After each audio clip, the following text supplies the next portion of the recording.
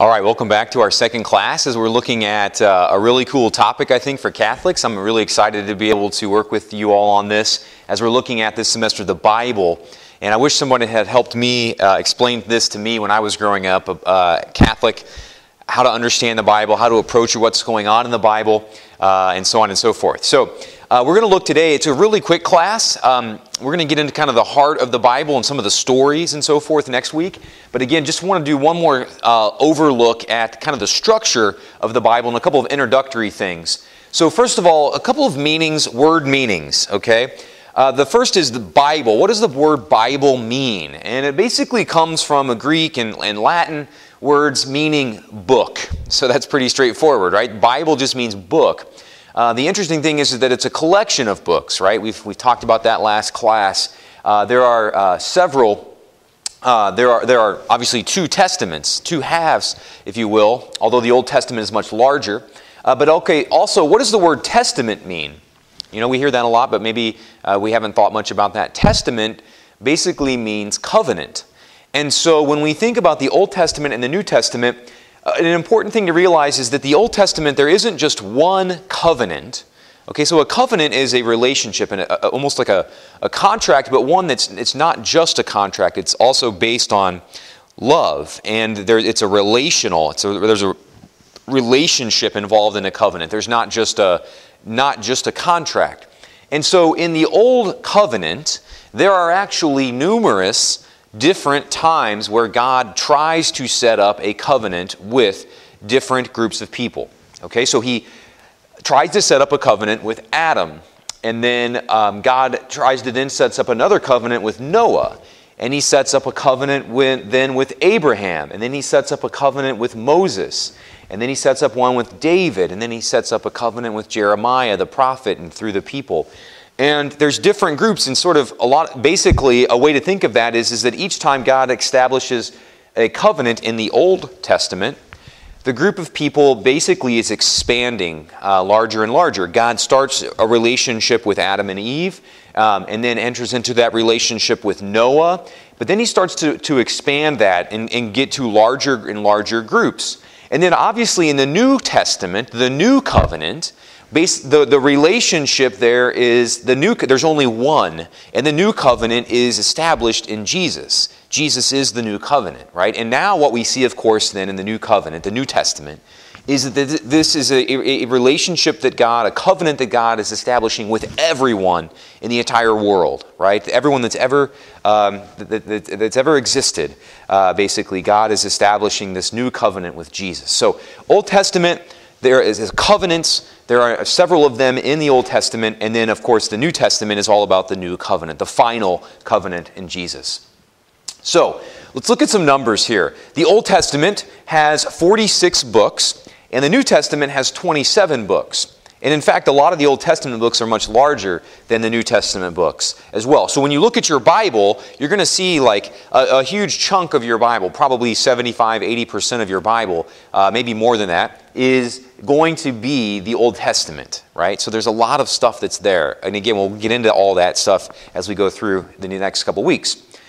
An interesting thing to know, and I didn't understand this until I was in college or maybe later, but the Bible is not the same. You're not going to find the same breakdown of books of the Bible in every Bible that if you walked into Barnes & Noble or Amazon and you bought a Bible off of the internet or wherever, you're not going to the Catholic Bible, you're not always going to have the same Bible when you buy that. The Catholic Bible has 46 books in the Old Testament and 27 books in the New. Some of the Protestant Reformation, some of the Protestant reformers went in and basically discarded or got rid of some of those books of the Bible. And so a lot of the Protestant books, or a lot of the Protestant Bibles that you'll find, have less books than we do as Catholics. And we can get into that later. And there's we can talk about why they went in and did that. And of course, we as Catholics believe that they were wrong in doing that. But again, we'll look at why later as we go on through this class. But it's really important just to know, when you go buy a Catholic Bible, or when you buy any Bible, you want to make sure that you're getting a Catholic Bible that has all the fullness of the books. And in fact, some of my favorite books of the Bible are the ones that the Protestant reformers threw out. So you want to make sure that you purchase a Catholic Bible. This is really the heart of class today. And in fact, I think we only have a couple other slides to look at. So this is the focus that I want you to make sure that you understand when you watch this class, okay? We want to break down the Old Testament and the New Testament in 4 categories. And it's really important. We'll keep coming back to this. And I think it's really cool to see that these 4 categories, law, history, wisdom, and prophets, you can break the New Testament down in the same way. And your textbook goes through this in a very beautiful way. But I think this is a really helpful way for viewing the entirety of the Bible. And so I want to make sure, again, we're going to go in and break these down even more throughout this semester, but I want to make sure that we get this and understand how this works. Okay, so the first 5 books of the Bible are the law, is what they're referred to as. Those are Genesis, Exodus, Leviticus, Numbers, and Deuteronomy. They are sometimes referred to as the Torah by our Jewish brothers and sisters. They are also sometimes referred to as the Pentateuch, Penta meaning 5, so of the 5 books. These contain the law that God initially hands on to His people, the beginning, the start of God's covenant. You know, these are the laws, the teachings that I want you to find. Particularly, so Genesis has a lot of stories, Adam and Eve, Noah, Abraham. Exodus talks about Moses and bringing the people out of Egypt. Leviticus, Numbers, and Deuteronomy contain a lot of laws. When you read them, those would probably not, they're fascinating, but it's probably not the best place to start reading the Bible because, again, you're going to get, a lot of different laws, and some of them will seem very odd to us today. You shall not eat shellfish, for example. We'll talk about how to understand all of those in a later class. But just important to know that the law. Now, after the law, what we find is the historical books that we find in the Old Testament. Now, these are not all in this exact order. Some of this is sprinkled in the midst of each other. But when we look at the history of the Old Testament, again, Genesis and Exodus tell us some of the history, but we find a real history of the Israelite people, the Jewish people, in these books of Joshua and Judges and Samuel and 1 and 2 Kings and 1 and 2 Chronicles, Ezra, Nehemiah, Ruth, Tobit, Judith, Esther, and 1st and 2nd Maccabees are the final piece of the story right before Jesus comes onto the scene in the New Covenant, in the New Testament. Now, then we also have a section in the Old Testament that is called our wisdom books. Okay, now these are the things that give us the teachings, the wisdom sayings, the kinds of things that you might find on a calendar, for example, right? You can take a lot of, Proverbs, you'll hear just like, you could pull out one little phrase from Proverbs, and there's just all of these sort of things to live by and kind of short sayings a lot of times. The book of Sirach is actually one of my favorite books of the Bible. It's a letter from a father to a son, and the father is telling his son, this is how to live, this is how to be happy, and he gives them all of these little words to live by. A lot of this wisdom literature is also very poetic. So there's again, just this way of life, this way to live.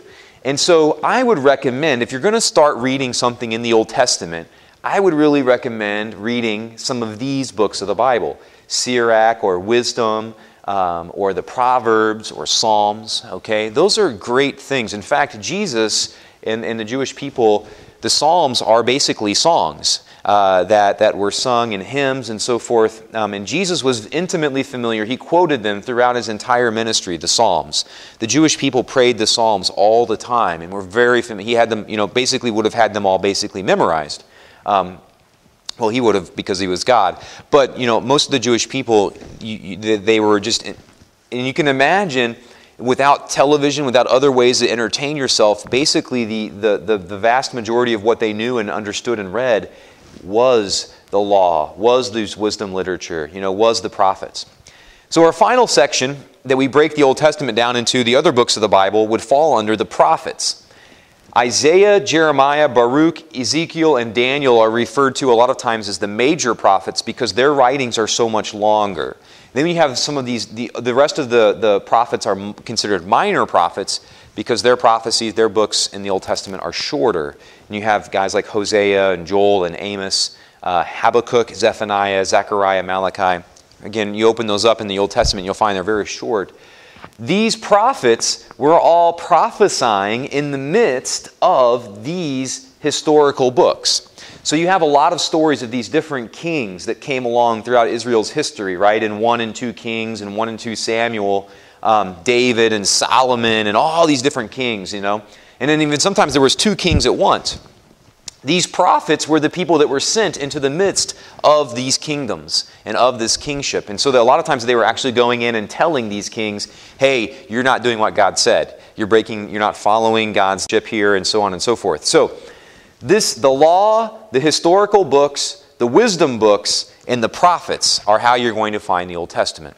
Now, what's really cool is if you break that down, that you can look at the New Testament in the same way. You can say, we also hear about the law, the new law that God is giving us. The old law is still there. We still follow that. But Christ comes in Matthew, Mark, Luke, and John and gives us, he says many times, the new law, which of course is continuing the old law, the Old Testament, but even actually calling us to a higher standard. Here we were more servants, and we were in a covenant contract relationship with God. In the new covenant, we become brothers and sisters with Christ, literally daughters and sons of God. And so because of that, there needs to be a new framework in which we see things. They were not sons and daughters of God over here. That wasn't possible because of sin. But Christ comes, destroys sin, and now we can become sons and daughters of God, or brothers and sisters with Christ. So the new law is found in Matthew, Mark, Luke, and John. And you can see all those teachings of Christ. He's telling us, here's how to live. Here's the new laws by which you should order your life if you want to be happy. You could say history is kind of, you could bring Matthew, Mark, Luke, and John down into the historical section too. And you could say, well, of course, we learn about the history of the New Testament in Matthew, Mark, Luke, and John, which we do. And then we also, though, it's really important, one of the other really amazing books of the Bible, another great place to start, in addition to obviously the Gospels, Sirach is a great one, but Acts of the Apostles I also recommend really highly for you. It picks up right after the Gospels. So immediately after the Gospels end, the story of Acts of the Apostles talks about that first generation of the church, you know, and we get this, we start to understand how the church kind of spreads, and it's the historical account of what the apostles did after Jesus was ascended into heaven. So it's a great book, and it's one that a lot of Catholics sometimes, particularly when you're younger, don't necessarily familiarize yourself with, and I really want to just invite you to do that. The wisdom section of the New Testament, again, sayings to live by and so forth, are the letters that we find there. They're either from Paul or St. Peter or St. John, or one is attributed to St. Jude. Most of them are from St. Paul, writing to these various different churches that he went and founded. So St. Paul would found a church, then he would move on to the next place and found another church there, and sometimes he would write back to the churches that he had left. Hey, I'm hearing things that are going well there. That's great. Keep it up. I'm hearing things aren't going so well at your church in Corinth, you know, or your church in Rome, or your church in Galatia, you know. All these words, Corinthians, Galatians, Ephesians, Philippians, these are all different cities, different towns that Paul had founded a church, and then he's writing the letters continuing to pass on his wisdom to them and calling them forward. So we have the wisdom section of the Old Testament as these letters, which are really great.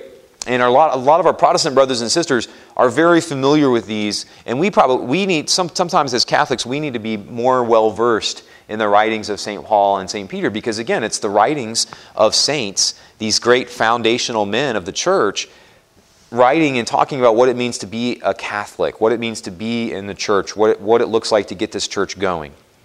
And then finally, the prophecy that we find in the Old Testament. If we look at that, that's the last book of the New Testament. I'm sorry. The last book of the New Testament is a prophecy called the Book of Revelation. And it forecasts and prophesies about what it will be like at the end of the world. And again, there's a lot of, we'll break this down a little bit more, but there's a lot of really fascinating imagery in there, you know, dragons and so on and so forth. And a lot of times people aren't sure how to take it. And you'll see, you can turn on the TV basically every day of the week, you know, every day of the year, and find somebody ranting and raving on some channel about the book of Revelation and how, you know, so-and-so is the Antichrist, or, you know. So a lot of people really lose their minds over the book of Revelation and try and say, you know, that this means that the world's going to end in 14 days or whatever, you know. So what's going on there, we'll look at that eventually too. But just knowing that that's a prophecy that we find in the New Testament, it's the last book of the Bible. Okay. St. Augustine has a great quote about the two testaments, okay? The New Testament lies hidden in the Old, and the Old Testament is unveiled in the New. So the two testaments of the Bible are really intimately linked to each other. And so what we find is in the Old Testament, if we need to familiarize ourselves with the Old Testament because we will learn so much, we will see the beauty of the New Testament. My life changed forever when I finally sat down and read the Old Testament. I was very familiar with the New Testament, and probably about 10 or 15 years ago, I sat down and finally really studied the Old Testament and read it. And it was just amazing. I was like, oh my gosh, I never knew all this stuff was back here. It makes so much of what Jesus was saying and doing so much more interesting, and it brings it alive. And so we have to be people who also, it's not like the New Testament replaces the Old Testament. And in fact, it's a heresy to say that the New Testament replaces the Old Testament.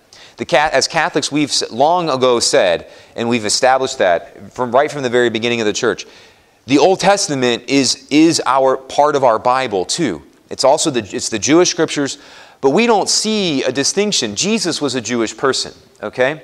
Jesus was a Jew. Jesus lived as a Jewish person and kept the Jewish law and everything. Jesus didn't see a discrepancy between the Old Testament laws and what it meant to be a faithful Jew and what he was doing. Jesus understood that what he was doing was a fulfillment of the Old Testament. It wasn't like he was saying, hey, the Old Testament's gone. No, he was saying he lived the Old Testament. He prayed the Psalms. He was a faithful Jew. He kept the Passover and the Sabbath and all these other things. So to say that the Old Testament is not important anymore is crazy. And in fact, again, it's a heresy in our church. Jesus and the early Christians did not stop following the Jewish faith. The apostles and the followers of Christ, even in the Acts of the Apostles, continue to practice their Judaism, right? And there's this whole, what they saw themselves as doing, not just Jesus, but his followers, saw themselves as being faithful Jews, but they saw Jesus as the Messiah, the fulfillment of, and what what the Jewish people were looking for in the Old Testament is fulfilled in Jesus. Jesus talks all the time about things from the Old Testament, again, as I was saying, and you'll hear all the time in the Gospels the phrase, the law and the prophets. Okay, so that's just a really quick overview of what we want to look at when we think about the Scriptures. Just want a paragraph from you for your homework. Just give me 4 or 5 sentences and tell me what you've taken away from this class. Okay, I'm not going to ask you to go back and do anything in particular, but just tell me what you learned in this class. Give me 3 or 4 things that you learned and write it down as a paragraph, okay?